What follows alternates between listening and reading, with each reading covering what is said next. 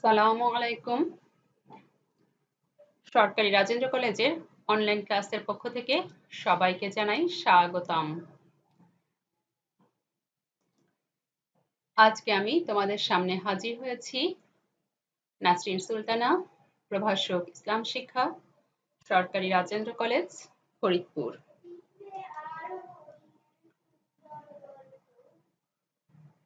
আজকে আমি তোমাদের সামনে একাদশ শ্রেণীর ইসলাম শিক্ষা দ্বিতীয় পত্র নিয়ে আলোচনা করব। ইসলাম শিক্ষা দ্বিতীয় পত্রের প্রথম অধ্যায়ে রয়েছে আল কুরআন। আল কুরআনের আজকে আমাদের পঞ্চম ক্লাস, অর্থাৎ ইতিপূর্বে আমরা আরো 4টি ক্লাস নিয়েছি, আজকে নিব পঞ্চম ক্লাস। আজকের পাঠ শেষে শিক্ষার্থীরা আদর্শ জীবন গঠনে আল কুরআনের ভূমিকা বর্ণনা করতে পারবে।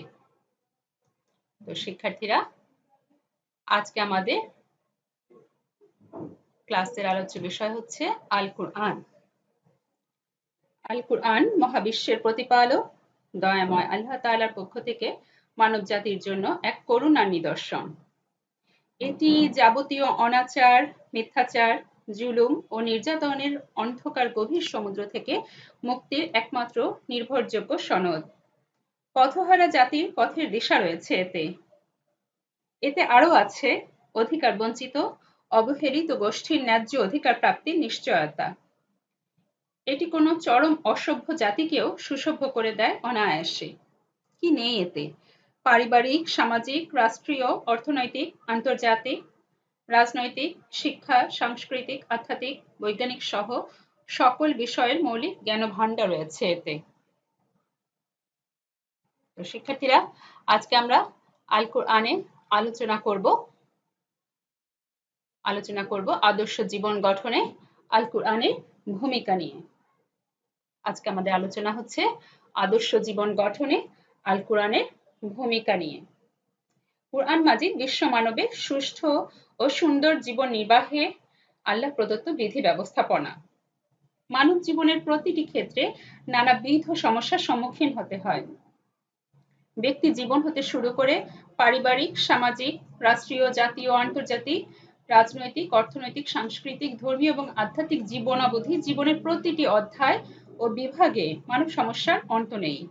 অবশ্য মহান স্রষ্টা আল্লাহ তার প্রিয়তম সৃষ্টি মানব জাতিকে সমস্যার মধ্যে অসহায়ভাবে ফেলে রাখেননি। মানব জাতিকে এই সমস্যার আবর্ত হতে পরিত্রাণ করে সুষ্ঠু, শান্তিময় ও উদ্বেগহীন জীবন পরিচালনার জন্য আল্লাহ তাআলা যুগে যুগে অগণিত নবী ও রাসূল প্রেরণ করেছেন এবং জীবন সমস্যার সমাধান হিসেবে তাদেরকে দান করেছেন আসমানি কিতাব।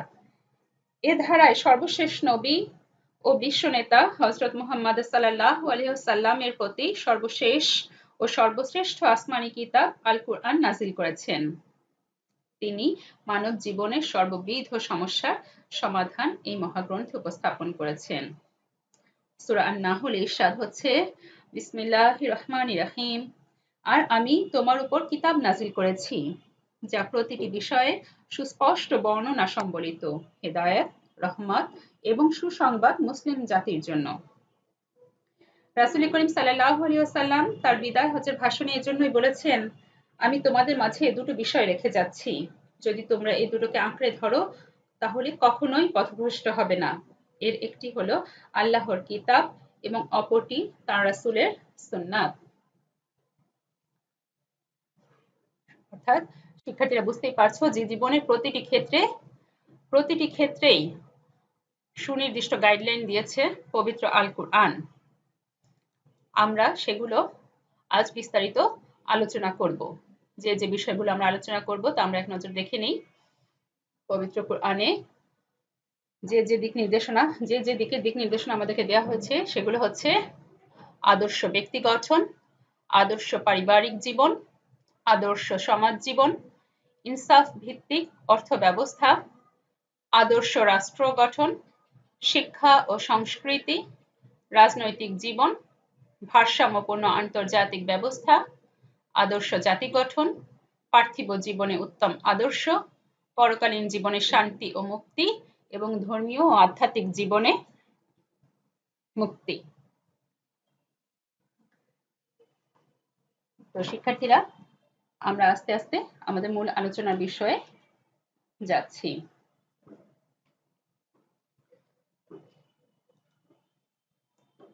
আলোচনার শুরুতেই আমরা আলোচনা করব আদর্শ ব্যক্তি গঠন নিয়ে। ব্যক্তি বৃহত্তর মানব সমাজের অবিচ্ছেদ্য অংশ। তা সত্ত্বেও তার নিজস্ব সমস্যা রয়েছে। ব্যক্তির বিশ্বাস, কার্যক্রম, দায়িত্ব ও কর্তব্যের সীমা নির্ধারণ এবং কাজের জন্য ব্যক্তিকে স্বতন্ত্রভাবে দায়ী করে কুরআন ব্যক্তি জীবনের সমস্যা নিরসনের উদ্যোগ নিয়েছে।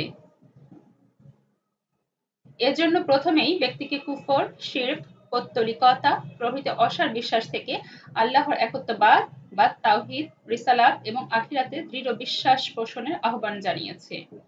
মহান আল্লাহ রাব্বুল আলামিন সূরা আস-সাফে ঘোষণা করেন, বিসমিল্লাহির রহমানির রহিম, তোমরা আল্লাহর প্রতি এবং তার রাসূলের প্রতি ঈমান আনবে। নিজেকে বিশ্বাসী মানুষে পরিণত করা, সদাচার ও ন্যায়নিষ্ঠায় অভ্যস্ত করা ব্যক্তি নিজের জন্য জরুরি। এ মর্মে আল্লাহ তাআলা ঘোষণা করেন সূরা আল জাসিয়ায়, বিসমিল্লাহির রহমানির রহিম, যে সৎ কাজ করলো তা করলো তার নিজের জন্য, আর যে খারাপ কাজ করলো তার পরিণামও তার উপরেই বর্তাবে। আবার সূরা বনী ইসরাঈলে মহান আল্লাহ রাব্বুল আলামিন ইরশাদ করেন, বিসমিল্লাহির রহমানির রহিম, যে হেদায়েতের পথে চলবে তা হবে তার নিজের জন্য কল্যাণকর, আর যে ভ্রান্ত পথে চলবে তার গোমরাহির জন্য সে নিজেই দায়ী। কোনো বোঝা বহনকারী অন্যের বোঝা বহন করবে না। কর্মবিমুখতা ও বৈরাগ্য ব্যক্তি জীবনের অন্যতম সমস্যা। কুরআন ব্যক্তিকে সংসারী, ধার্মিক এবং কর্মমুখর হওয়ার নির্দেশনা দিয়ে এ সমস্যার নিরসন করেছেন। আমরা দেখতে পাই যে ব্যক্তি জীবনের সকল ক্ষেত্রেই কোরআনের সুনির্দিষ্ট দিক নির্দেশনা রয়েছে। আমরা যদি এগুলোকে একটু একটু করে উল্লেখ করি তাহলে প্রথমেই বলতে পারি যে কোরআন আমাদেরকে এক প্রভুর আনুগত্য শেখায়। এক প্রভুর আনুগত্য স্বীকার করার ফলে ব্যক্তির চরিত্রে ধৈর্য ও নমনীয়তা প্রকাশ পায়। বিদ্রোহী ও দেউলিয়াপনা থেকে দূরে থাকে, ফলে একনিষ্ঠ চিত্তে প্রভুর আনুগত্য করে। এজন্য পবিত্র কোরআনে সূরা আল ইমরানে মহান আল্লাহ রাব্বুল আলামিন ইরশাদ করেন, বিসমিল্লাহির রহমানির রহিম, বলো, আল্লাহ তার রাসূলের অনুগত হও। যদি তারা মুখ ফিরিয়ে নেয় তবে জেনে রাখো, আল্লাহ কাফেরদেরকে পছন্দ করেন না। আল্লাহ কাফেরদেরকে পছন্দ করেন না। এছাড়া আমরা আরো বলতে পারি, পবিত্র কোরআন আল্লাহ ভীতি জাগ্রত করে। কুরআন মানুষের মাঝে তাকওয়া ও পরহেজগারি জাগ্রত করে। আল্লাহর ভয়ে ভীত হওয়ার কারণে মানুষ ব্যক্তি জীবনে প্রকাশ্যে কিংবা গোপনে সকল প্রকার অনৈতিক ও অমঙ্গলজনক কাজ থেকে দূরে থাকে। একইভাবে কল্যাণকর কাজের প্রতি আগ্রহী হয় মানুষ। আল্লাহ তাআলা সূরা আন-নাজিয়াতে ইরশাদ করেন, বিসমিল্লাহির রহমানির রহিম, যে ব্যক্তি তার মালিকের সামনে দাঁড়ানোকে ভয় করেছে এবং নিজের নফসকে কামনা বাসনা থেকে বিরত রেখেছে, অবশ্যই জান্নাত হবে তার ঠিকানা। এরপরে আমরা বলতে পারি, পবিত্র কোরআন কর্তব্য পরায়ণতার শিক্ষা দেয়। কর্তব্য পরায়ণতা মানুষকে মহীয়ান করে তোলে। প্রত্যেকে তার নিজ কর্তব্য পালনের ফলে একের প্রতি অন্যের শ্রদ্ধাবোধ জাগ্রত হয়। জিঘাংসা বা ক্ষতি করা মানসিকতা দূর হয়। একের প্রতি অন্যের সম্পর্ক সুদৃঢ় হয়।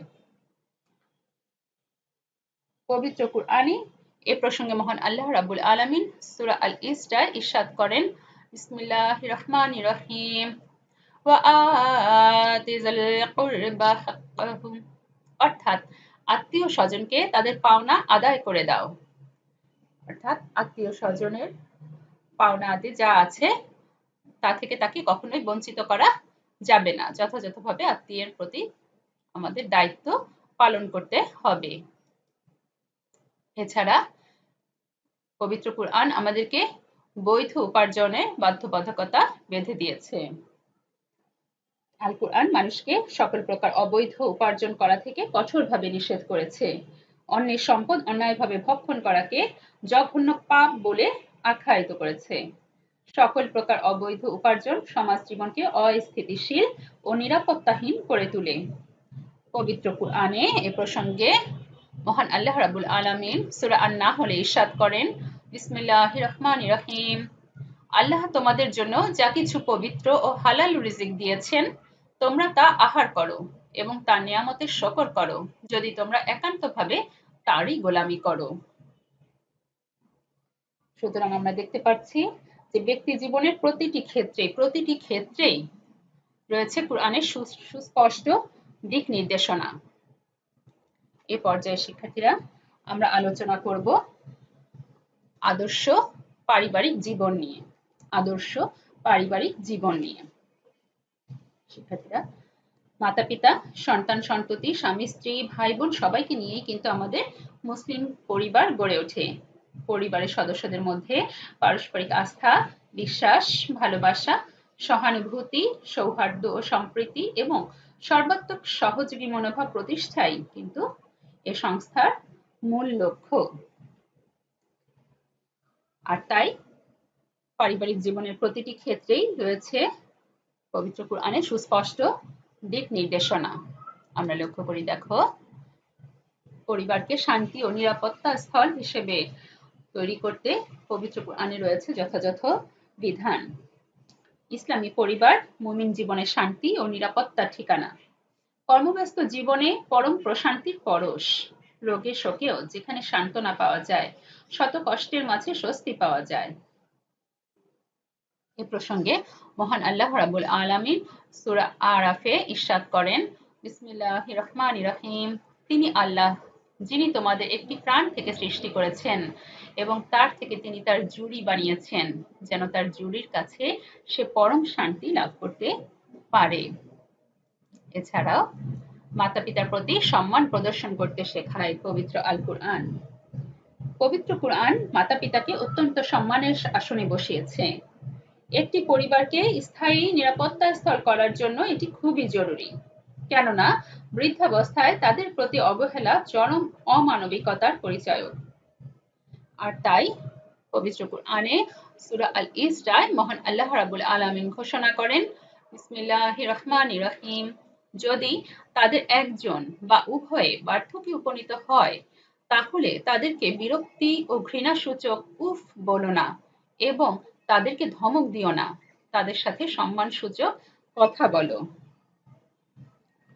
তাদের সাথে সম্মানসূচক কথা বলো।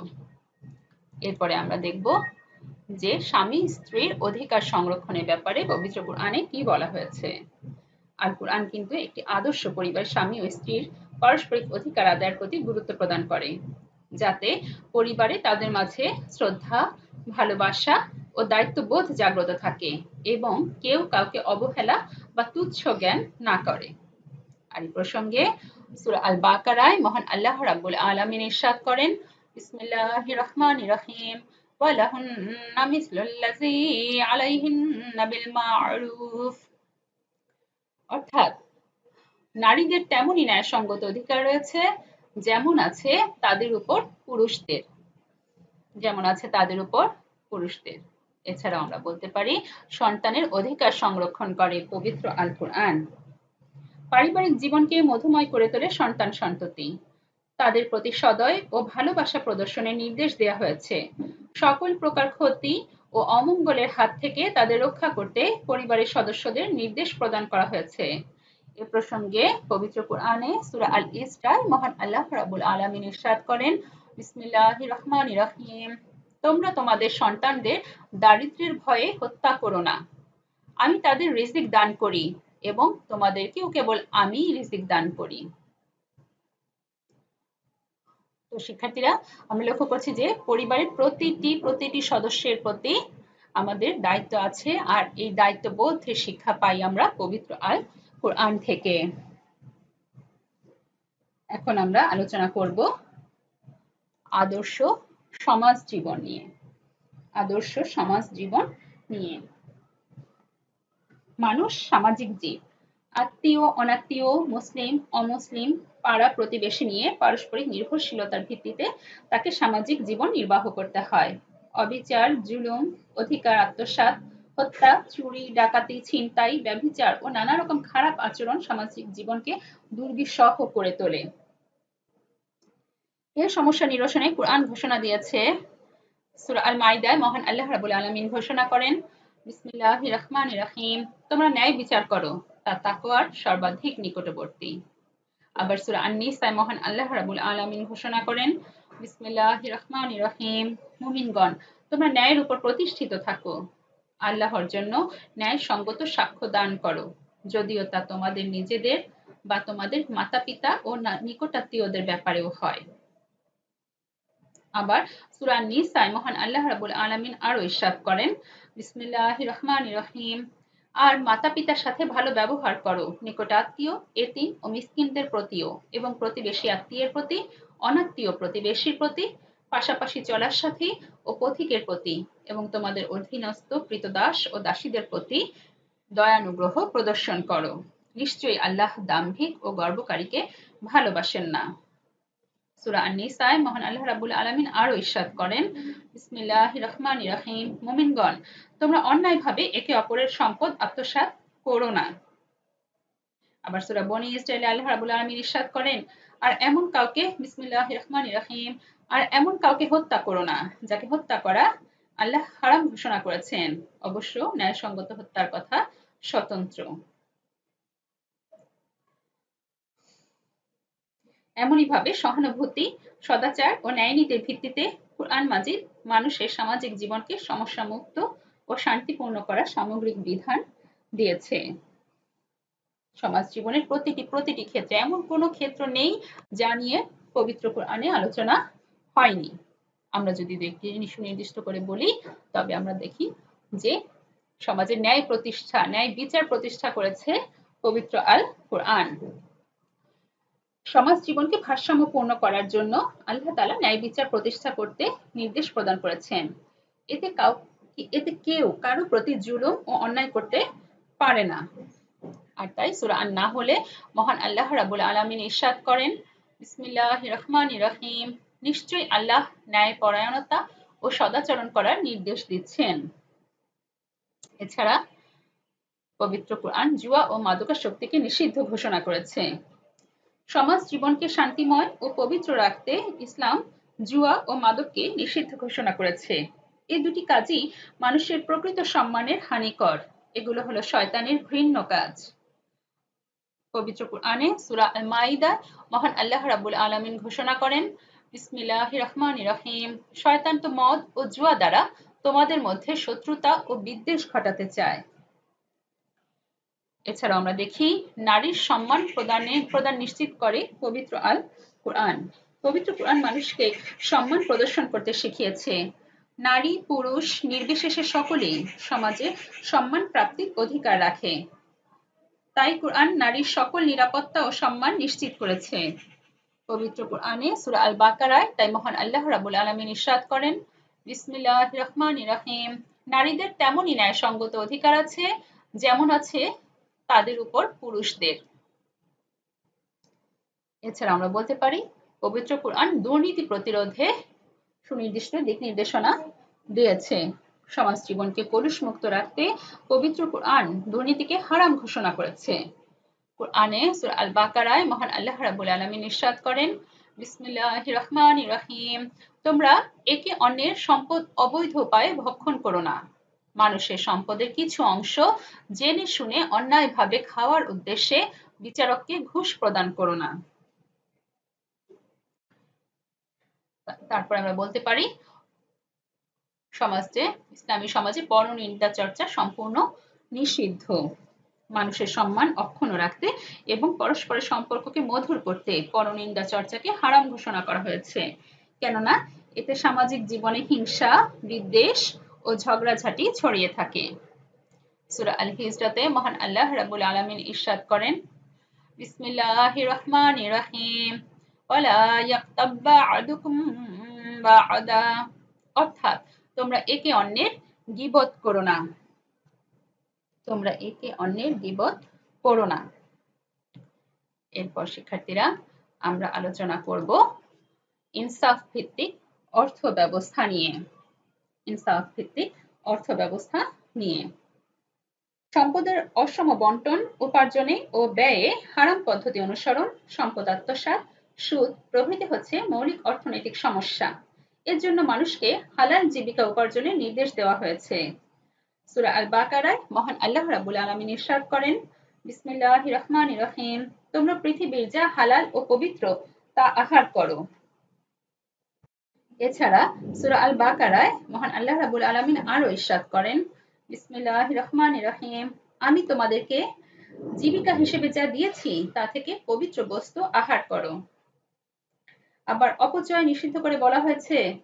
সূরা আরাফে মহান আল্লাহ রাব্বুল আলামিন ইরশাদ করেন, বিসমিল্লাহির রহমানির রহিম, তোমরা খাও ও পান করো কিন্তু অপচয় করো না। আবার সূরা বনী ইসরাঈলে মহান আল্লাহ রাব্বুল আলামিন এ বিষয়ে বলেন, বিসমিল্লাহির রহমানির রহিম, আর অপচয় করো না, নিশ্চয়ই অপব্যয়ীরা শয়তানের ভাই। অপব্যয়ীরা শয়তানের ভাই। সুতরাং বুঝতেই পারছো শিক্ষার্থীরা যে অর্থ ব্যবস্থা নিয়েও পবিত্র কোরআনে সুনির্দিষ্ট নির্দেশনা রয়েছে। আমরা যদি এক নজরে তা লক্ষ্য করি, প্রথমেই বলতে পারি যে ইসলামে যাকাত ব্যবস্থা চালু রয়েছে। গরিব ও অসহায়দের অধিকার নিশ্চিত করার লক্ষ্যে কুরআন যাকাত ব্যবস্থা চালু করেছে। এতে সমাজে ও রাষ্ট্রে সচ্ছলদের সাথে অসচ্ছলদের বেঁচে থাকার ও কর্মসংস্থানের নিশ্চয়তা বিধান করা হয়েছে। এতে অর্থনৈতিক ভারসাম্য প্রতিষ্ঠিত হয়েছে।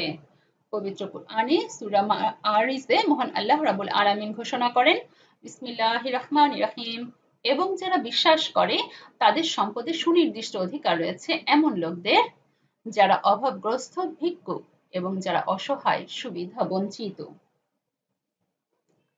এছাড়াও পবিত্র কুরআন সুদকে হারাম করেছে। ইসলামে ব্যবসাকে হালাল করা হয়েছে এবং একে ইবাদতের মর্যাদা দেওয়া হয়েছে। তেমনি ভাবে সুদকে হারাম ও জঘন্য পাপ বলে ঘোষণা করা হয়েছে।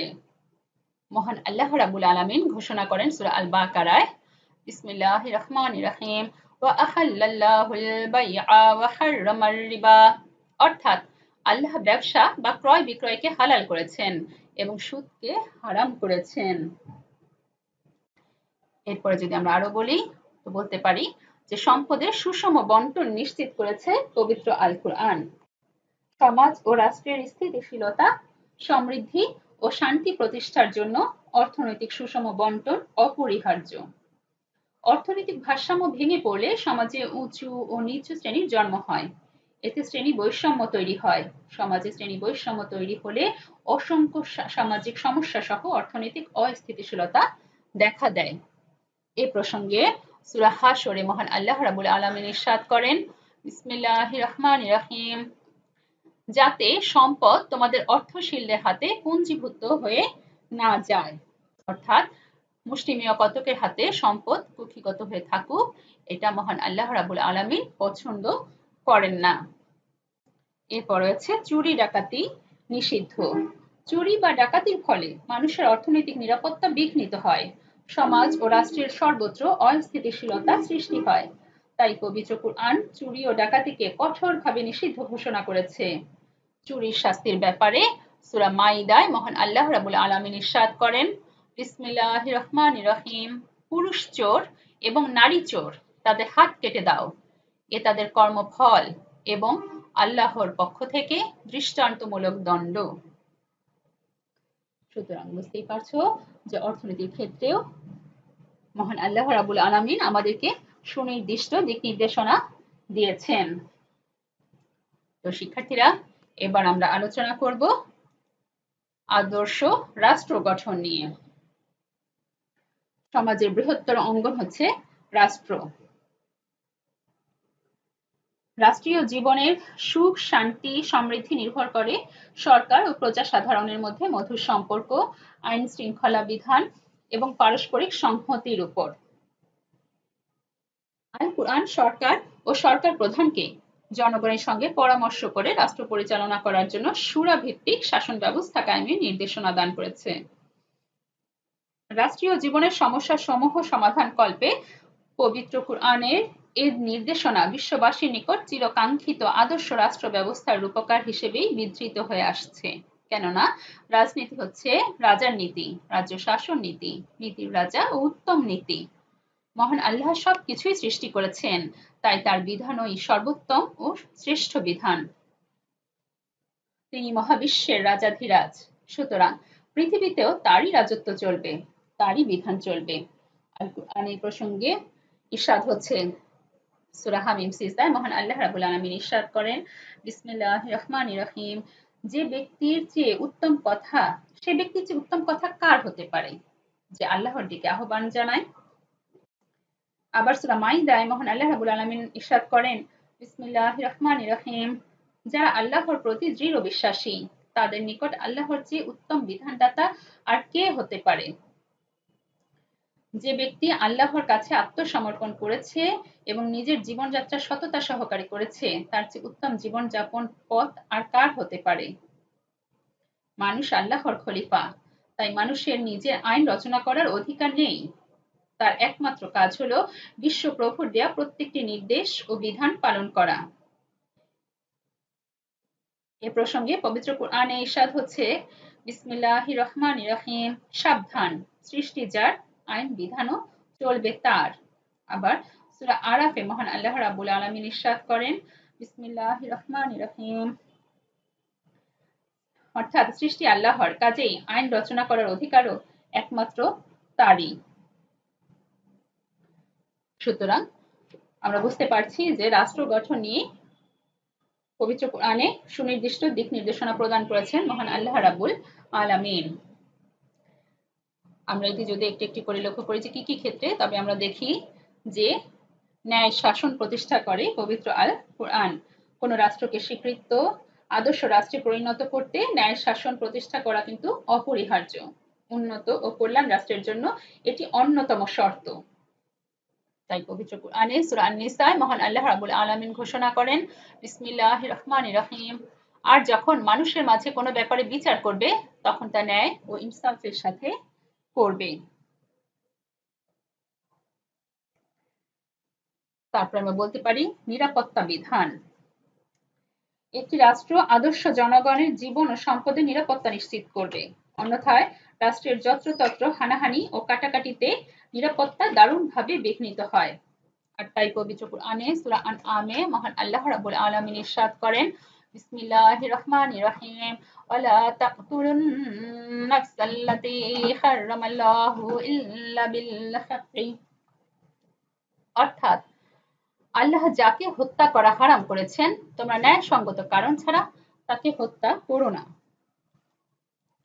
আমরা আরো লক্ষ্য করি যে ইসলামী রাষ্ট্রে নাগরিকের অধিকার সংরক্ষণ করে পবিত্র আল কোরআন। রাষ্ট্রে জনগণ নিজের সম্মান ও আত্মমর্যাদার সাথে বসবাস করবে, এটি তার নাগরিক অধিকার।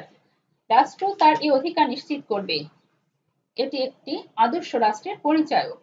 পবিত্র কোরআনে সূরা আল মুনাফিকুনে মহান আল্লাহ রাব্বুল আলামিন ইরশাদ করেন, বিসমিল্লাহির রহমানির রহিম, যাবতীয় ইজ্জত সম্মান তো আল্লাহ, তার রাসূলের ও তার অনুসারী মুমিনদের জন্য, কিন্তু মুনাফিকরা তা জানে না। এরপর রয়েছে অমুসলিমের অধিকার। অমুসলিম নাগরিকদের ধর্মীয় স্বাধীনতার ব্যাপারে হস্তক্ষেপ করার অধিকার কাউকে দেয়া হয়নি, বরং কুরআন তাদের অধিকার ভোগের নিশ্চয়তা দিয়েছে। পবিত্র কুরআনে সূরা আনআমে মহান আল্লাহ রাব্বুল আলামিন ইরশাদ করেন, বিসমিল্লাহির রহমানির রহিম, তারা আল্লাহর বদলে যাদের ডাকে তাদের তোমরা কখনো গালিগালাজ করো না, তাহলে তারাও শত্রুতার বশবর্তী হয়ে না জেনে আল্লাহকে গালি দেবে। তো শিক্ষার্থীরা, আমরা কিন্তু বুঝতে পারছি, দেখতে পাচ্ছি যে রাষ্ট্রীয় জীবনের সকল ক্ষেত্রে সকল ক্ষেত্রের সূক্ষ্ম দিক নির্দেশনা কিন্তু পবিত্র কোরআনে দেয়া হয়েছে। এখন আমরা আলোচনা করব শিক্ষা ও সংস্কৃতি নিয়ে। নীতি আদর্শহীন শিক্ষা ও অশালীন সংস্কৃতির চর্চা শিক্ষা সাংস্কৃতিক ক্ষেত্রের মূল সমস্যা। এই সমস্যা সমাধানে কোরআন সবার জন্য শিক্ষা গ্রহণ ফরজ করেছে এবং নিষিদ্ধ করেছে সব অশালীন আচরণ। মহান আল্লাহ রাব্বুল আলামিন ইরশাদ করেন সূরা আলাকে, বিসমিল্লাহির রহমানির রহিম, ইকরা বিসমি রাব্বিকাল্লাযী খালাক, অর্থাৎ পড়ো তোমার প্রভুর নামে যিনি সৃষ্টি করেছেন। আবার সূরা আরাফে মহান আল্লাহ রাব্বুল আলামিন ইরশাদ করেন, বিসমিল্লাহির রহমানির রহিম, বলো সুনিশ্চিতভাবেই আমার প্রভু সব অশালীনতা ও অশ্লীলতা হারাম করেছেন। অশালীন সংস্কৃতি চর্চা নিষিদ্ধ করে ঘোষণা করা হয়েছে। সূরা আন-নূরে মহান আল্লাহ রাব্বুল আলামিন ইরশাদ করেন, বিসমিল্লাহির রহমানির রহিম, যারা মুমিনদের মধ্যে অশ্লীলতার বিস্তার কামনা করে নিশ্চয়ই দুনিয়া ও আখিরাতে তাদের জন্য কঠিন শাস্তি রয়েছে। আর তাই সকল রকম অশ্লীলতা থেকে মুক্ত থাকতে কোরআনের শিক্ষা অপরিহার্য। কোরআনের শিক্ষা অপরিহার্য শিক্ষার্থীরা। আর তাই তো কোরআনের শিক্ষায় শিক্ষিত হতে তাগিদ দেওয়া হয়েছে পবিত্র কোরআনে। বলা হচ্ছে ইসলাম জ্ঞান অর্জনকে কিন্তু বাধ্যতামূলক করে দিয়েছে। কোরআনে বলা হয়েছে শিক্ষিত ও অশিক্ষিত কখনো সমান নয়। ইসলামের শিক্ষিত লোকের মর্যাদা সর্বোচ্চ। পবিত্র কোরআনে সূরা মুজাদালায় মহান আল্লাহ রাব্বুল আলামিন ঘোষণা করেন, বিসমিল্লাহির রহমানির রহিম, তোমাদের মধ্যে যারা ঈমান এনেছে এবং যাদের জ্ঞান দান করা হয়েছে আল্লাহ তাদের মহা মর্যাদা দান করেছেন। এছাড়াও সূরা জুমারে মহান আল্লাহ রাব্বুল আলামিন ইরশাদ করেন, বিসমিল্লাহির রহমানির রহিম, হাল ইয়াস্তাবিল্লাযীনা ইয়া'লামুনা ওয়াল্লাযীনা লা ইয়া'লামুন। অর্থাৎ জ্ঞানী আর মূর্খরা কি কখনো এক হতে পারে? জ্ঞানী এবং মূর্খ কখনোই এক হতে পারে না। এটা আমরা পবিত্র কোরআন থেকেই বুঝতে পারি। এরপর আমরা আলোচনা করব রাজনৈতিক জীবন নিয়ে। দুনিয়ায় অশান্তির মূল কারণ মানুষের মন গড়া আইন ও অসৎ লোকের শাসন। কারণ মানবের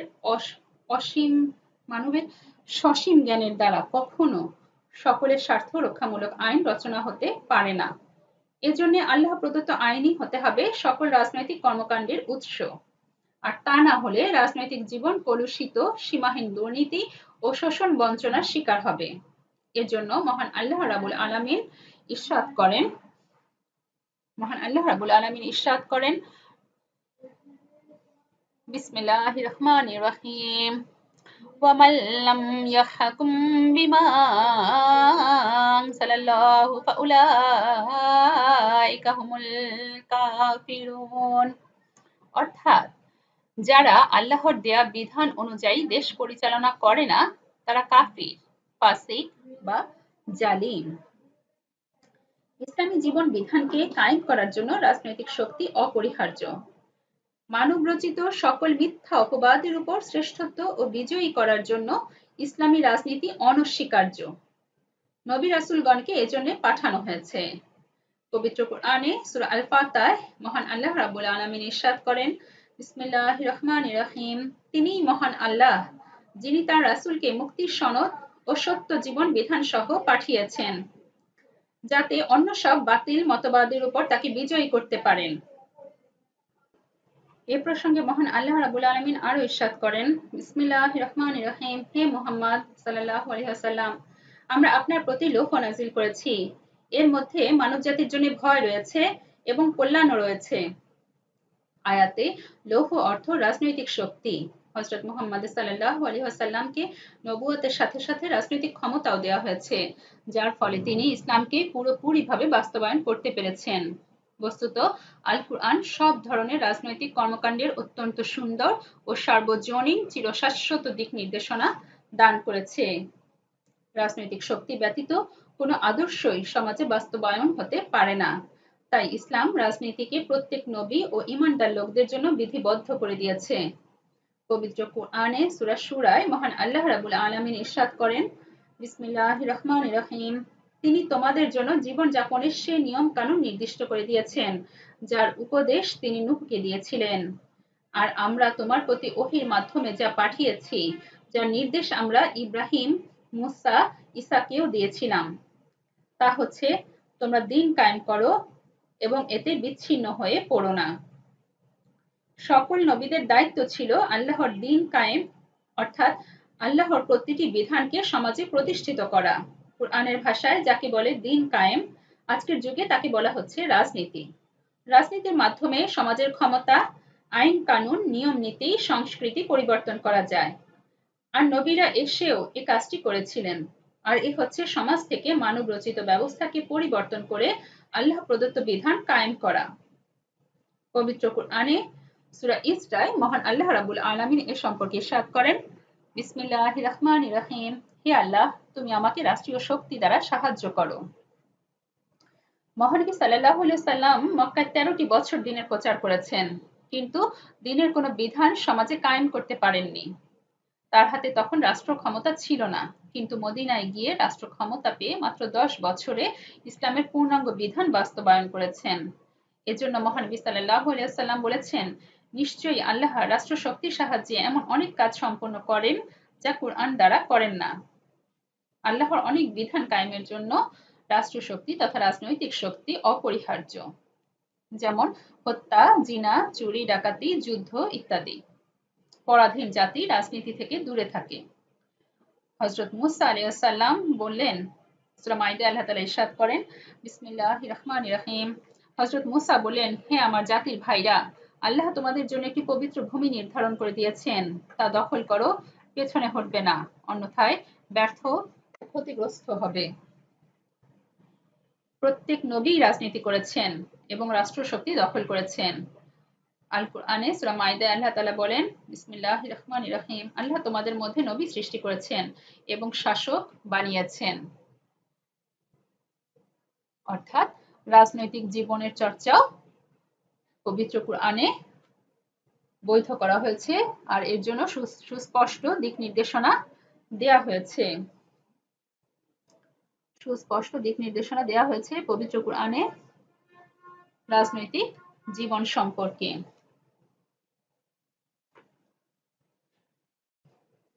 এরপরে আমরা আলোচনা করব আদর্শ জাতি গঠন নিয়ে। জাতীয় জীবনের মূল সমস্যা অনৈক্য, আস্থাহীনতা এবং জাতীয় দায়িত্ব পালনে অবহেলা প্রদর্শন। এই সমস্যার মূলোৎপাটিত করতে মুসলিম জাতিকে কুরআন নির্দেশনা দিয়েছে।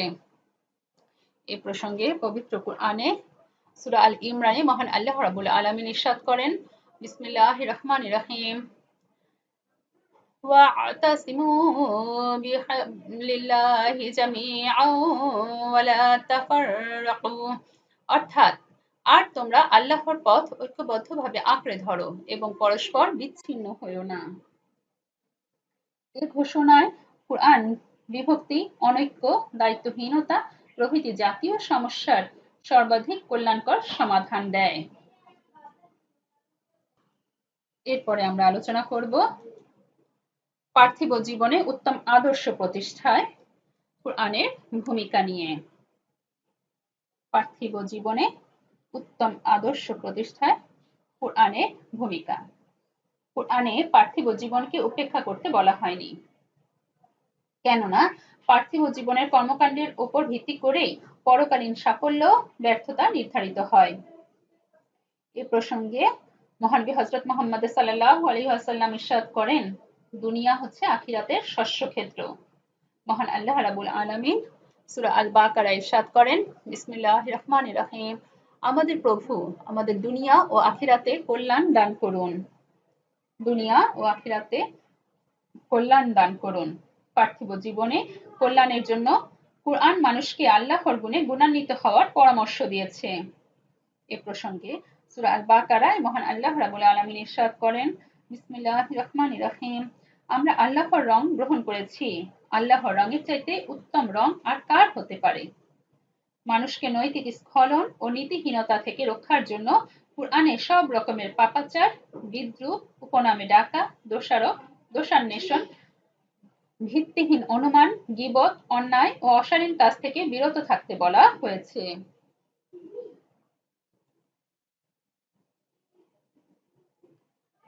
এরপর আমরা আলোচনা করব পরকালীন জীবনে শান্তি এবং মুক্তির ক্ষেত্রে পবিত্র কুরআনের ভূমিকা নিয়ে। পার্থিব জীবন ক্ষণস্থায়ী। পার্থিব জীবনাবসানের পর মানুষ পরকালের অনন্ত জীবনে প্রবেশ করে, আর সে সফল অনন্ত জীবনের জন্য দরকার ইহকালের কৃতকার্যতা। এ জীবনে ব্যর্থ হওয়া মানেই চিরস্থায়ী ধ্বংসে পতিত হওয়া। এজন্য আল কুরআন পরকালীন জীবনকে যথাযথ গুরুত্ব দেওয়ার নির্দেশনা দেয়। আল্লাহ বলেন, আল্লাহ সূরা আত-তাওবায় ইরশাদ করেন, বিসমিল্লাহির রহমানির রহিম, তোমরা কি আখিরাতের পরিবর্তে দুনিয়ার জীবনে পরিতুষ্ট হয়ে গেলে? অথচ আখিরাতের তুলনায় দুনিয়ার জীবনের উপকরণ খুবই নগণ্য। বস্তুত আল্লাহর কাছে পরকালমুখী চেষ্টা সাধনাই গ্রহণযোগ্য। আর এই প্রসঙ্গে সূরা বনী ইসরাইলে মহান আল্লাহ রাব্বুল আলামিন ইরশাদ করেন, বিসমিল্লাহির রহমানির রহিম, আর যারা পরকাল কামনা করে এবং মুমিন অবস্থায় তার জন্য যথাযথ চেষ্টা করে, এমন লোকদের চেষ্টাই স্বীকৃত হয়ে থাকে। কাজেই প্রতীয়মান হয় যে মানব জীবনের সব দিক ও বিভাগে যাবতীয় সমস্যা সমাধানে আল কুরআন অভ্রান্ত ও কল্যাণময় নির্দেশনা দিয়েছে। বাস্তব জীবনে এই নির্দেশনার অনুশীলন ও অনুসরণ করা হলেই প্রকৃত শান্তি ও মুক্তি লাভ করা সম্ভব। এরপর আমরা আলোচনা করব, শিক্ষার্থীরা আলোচনা করব আন্তর্জাতিক জীবনে ইসলাম নিয়ে। আন্তর্জাতিক জীবনে ইসলামের বিধিবিধান নিয়ে পবিত্র কোরআনে কি আলোচিত হয়েছে আমরা আলোচনা করব। বস্তুত মানব সমাজের বৃহত্তম অঙ্গন হচ্ছে আন্তর্জাতিকতা। মানুষের আন্তর্জাতিক জীবনের শান্তি সুখ নির্ভর করে বিশ্বের বিভিন্ন দেশ, রাষ্ট্র ও জাতির পারস্পরিক সহযোগিতা, সহানুভূতি ও শান্তিপূর্ণ সহাবস্থানের উপর। কেননা পৃথিবীতে রয়েছে রকমারি ভাষা, বর্ণ, ধর্ম, সংস্কৃতি, শিক্ষা, সভ্যতা ও জাতীয়তা। তাই পরস্পরের প্রতি সহনশীলতা ও মানব প্রেমের নীতি অনুসরণ করতে বলেছে ইসলাম। এ মর্মে পবিত্র কুরআনে ঘোষণা হয়েছে সূরা আল হুজরাতে। মহান আল্লাহ রাব্বুল আলামিন ইরশাদ করেন, বিসমিল্লাহির রহমানির রহিম, হে মানব জাতি, আমি তোমাদেরকে একজন নর ও একজন নারী হতে সৃষ্টি করেছি এবং পারস্পরিক পরিচয়ের জন্য বিভিন্ন দলে ও গোত্রে বিভক্ত করেছি। সকল জাতি ও রাষ্ট্রের সাথে শান্তিপূর্ণভাবে সহ অবস্থানই হচ্ছে ইসলামের মূল কথা। সকল মানুষই আল্লাহর বান্দা এবং আদমের সন্তান। অতএব বিশ্বের সকল মানুষকে ভ্রাতৃত্বের বন্ধনে আবদ্ধ করে সকল মানুষের মঙ্গল কামনা করাই আল্লাহর বিধান। বিনা অপরাধে দুনিয়ার যে কোনো মানুষকে কষ্ট দেয়া মহাপাপ। আর সে যে কোনো ধর্ম, বর্ণ ও জাতির হোক না কেন। ইসলামী আন্তর্জাতিকতাবাদের মূল নীতি হলো তাই সন্ধি ও সহ অবস্থান।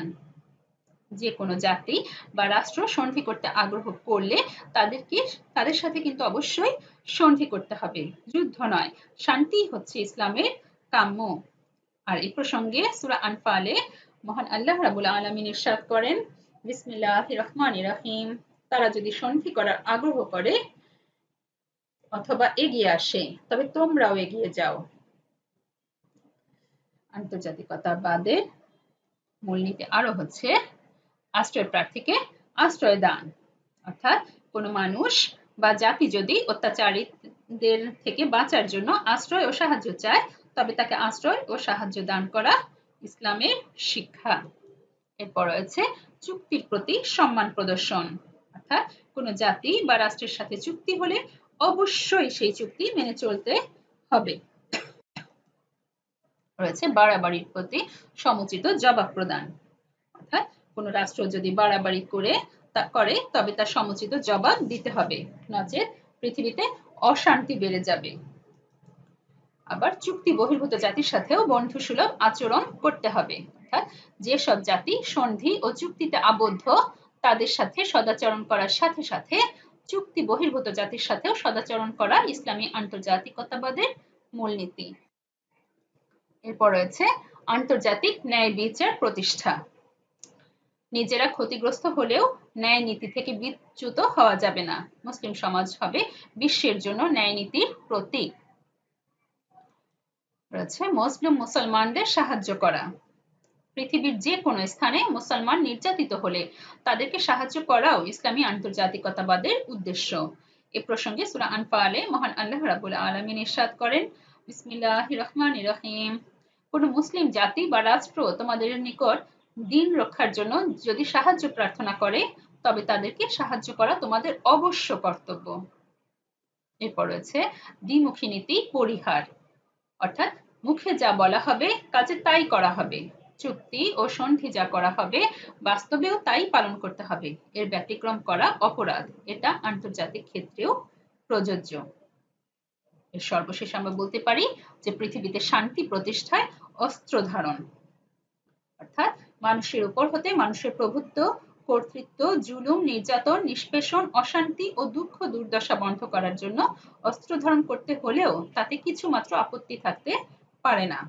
এ প্রসঙ্গে সূরা আল বাকারায় মহান আল্লাহ রাব্বুল আলামিন ইরশাদ করেন, বিসমিল্লাহির রহমানির রহিম, ফিতনা, ফাসাদ, অশান্তি ও জুলুম নিষ্পেষণ সাময়িক যুদ্ধ, সংগ্রাম ও রক্তপাতের চেয়ে অনেক কঠিন ও দুঃসহ। অর্থাৎ শিক্ষার্থীরা, যে আন্তর্জাতিক জীবনের সকল সকল সকল ক্ষেত্রের সুস্পষ্ট দিক নির্দেশনা দিচ্ছে পবিত্র আল কোরআন। সর্বশেষে আমরা আলোচনা করব ধর্মীয় জীবনে, ধর্মীয় ও আধ্যাত্মিক জীবনে ইসলাম, অর্থাৎ ধর্মীয় আধ্যাত্মিক জীবনে পবিত্র কোরআনের কি অবদান রয়েছে তা নিয়ে আমরা আলোচনা করব। মানব কেবল দেহ সর্বস্ব জীব নয়। আমরা জানি শিক্ষার্থীরা যে মানবের রয়েছে গুরুত্বপূর্ণ দিক, যেটাকে আমরা বলছি ধর্মীয় ও আধ্যাত্মিক জীবন। আধ্যাত্মিক জীবনের সমস্যাগুলি নির্ভুল ও সঠিক সমাধান দান করেছে আল কোরআন। আল কোরআনে সূরা ইউনূসে মহান আল্লাহ রাব্বুল আলামিন ইরশাদ করেন, বিসমিল্লাহির রহমানির রহিম, হে মানব জাতি, তোমাদের নিকট তোমার প্রভুর পক্ষ থেকে উপদেশ পৌঁছেছে, আর এই কোরআন হলো অন্তরাত্মার ব্যাধিসমূহের চিকিৎসার উপায়, উপকরণ ও মহৌষধ। পবিত্র কোরআনে আরো ইরশাদ হচ্ছে, বিসমিল্লাহির রহমানির রহিম, আমরা কোরআনে যা নাজিল করেছি তা হলো মুমিনদের সকল সমস্যার সমাধান, চিকিৎসা, নিরাময় ও রহমত, অর্থাৎ শিফা। আল্লামা ইবনে কাসির রাহমাতুল্লাহি আলাইহি শিফা শব্দের ব্যাখ্যায় বলেছেন, মানুষের অন্তরে ঈমান, ইসলাম সম্পর্কে সন্দেহ, কপটতা, শিরক ও মানসিক ধ্যান ধারণা ইত্যাদিতে যতই রোগ ব্যাধি থাকুক না কেন, কোরআন সকল সমস্যা থেকেই মানুষের আত্মাকে নিরাময় করে দেয়। এই প্রসঙ্গে সূরা তাগাবুনে মহান আল্লাহ রাব্বুল আলামিন ইরশাদ করেন, বিসমিল্লাহির রহমানির রহিম, ওয়া মান ইউমিন বিল্লাহি ইয়াহদি কলবাহু, অর্থাৎ যে আল্লাহকে বিশ্বাস করে আল্লাহ তার অন্তরাত্মাকে পথ দেখায়। আবার সূরা কাফে মহান আল্লাহ রাব্বুল আলামিন ইরশাদ করেন, বিসমিল্লাহির রহমানির রহিম, যে না দেখে দয়াময় আল্লাহকে ভয় করে সে আসক্ত অনুরক্ত অন্তরাত্মা নিয়ে আল্লাহর দরবারে উপস্থিত হবে। আবার সূরা আল ইমরানে মহান আল্লাহ রাব্বুল আলামিন ইরশাদ করেন, বিসমিল্লাহির রহমানির রহিম, তোমরা যে কিতাব মানুষকে শিক্ষা দাও আর নিজেরা পড়ো তা অবলম্বন করে আল্লাহর প্রিয় ভাজন হয়ে যাও। আল্লাহর কিতাব বুঝে তা অনুসরণ করেই আল্লাহর নৈকট্য ও আধ্যাত্মিকতার উচ্চ মার্গে পৌঁছা যায়। আধ্যাত্মিক শক্তি অর্জনের উপায় সম্পর্কে পবিত্র কোরআনে মহান আল্লাহ রাব্বুল আলামিন সূরা মুজাদালায় ইরশাদ করেন, বিসমিল্লাহির রহমানির রহিম, আল্লাহ ও পরকালে বিশ্বাসী কোন জাতিকে তোমরা কখনো এমন দেখবে না যে যারা আল্লাহ ও রাসূলের বিরোধিতাকারীদেরকে ভালোবাসে, চাই তাদের পিতা হোক কিংবা পুত্র, ভাই হোক অথবা তাদের বংশের লোক, এবং সেসব লোক যাদের অন্তরাত্মায় আল্লাহ ঈমানকে দৃঢ়মূল করে দিয়েছেন এবং নিজের কাছ থেকে একটি রূহ বা আত্মা দান করে তাদেরকে শক্তিশালী করেছেন। অর্থাৎ যারা আল্লাহর দুশমনদের সাথে মোকাবেলা করে তাদেরকে রুহানি শক্তি দ্বারা সাহায্য করা হয়। পবিত্র কোরআন মানুষের ধর্মীয় ও আধ্যাত্মিক মুক্তির একমাত্র পথ নির্দেশক। কোরআন ছাড়া মানুষ আর কোথাও থেকে মুক্তির সঠিক সনদ পেতে পারে না। এজন্য কোরআনই খুঁজতে হবে আমাদের ধর্মীয়, আধ্যাত্মিক ও জাগতিক মুক্তির উপায়। একক মহান সত্তা আল্লাহর উপর বিশ্বাসের উপর ভিত্তিমূলে তৈরি হয়েছে ইসলামের ধর্মীয় জীবনের গতিধারা, আর এরই সাথে যুক্ত হয়েছে রিসালাত, আখিরাত ও অদৃশ্যে বিশ্বাস। আর বিশ্বাস বা ঈমানের উপরই মানবের চিরন্তন মুক্তি অবধারিত। আর তাই সবশেষে আমরা বলতে পারি, কোরআন মাজিদ মানব জীবনের যাবতীয় সমস্যা সমাধানে উপস্থাপন করেছে এক বিশ্বজনীন ও সামগ্রিক কল্যাণকর জীবন ব্যবস্থা। কাজেই নির্দ্বিধায় বলতে হয়, আল কোরআনই জীবন সমস্যার একমাত্র সমাধান। পবিত্র কোরআনের প্রতিটি ক্ষেত্রে, প্রতিটি পর্যায়েই আমাদের জীবনের জন্য চূড়ান্ত সংবিধান রচিত হয়েছে। আর তাই পবিত্র কোরআন চর্চা আমাদেরকে করতে হবে। শিক্ষার্থীরা, আমরা এ যাবৎকালে পবিত্র কোরআন সম্পর্কে খুঁটিনাটি বিষয়গুলো তুলে ধরার চেষ্টা করেছি।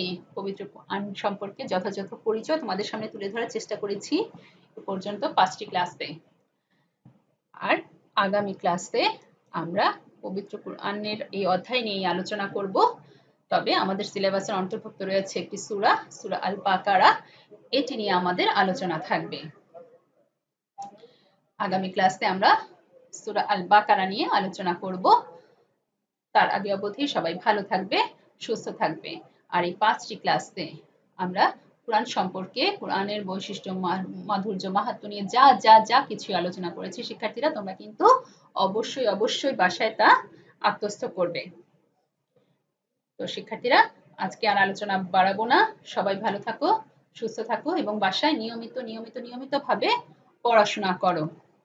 সুস্থ থাকো সবাই। আজকে সবাইকে খোদা হাফেজ। ভালো থাকো সবাই।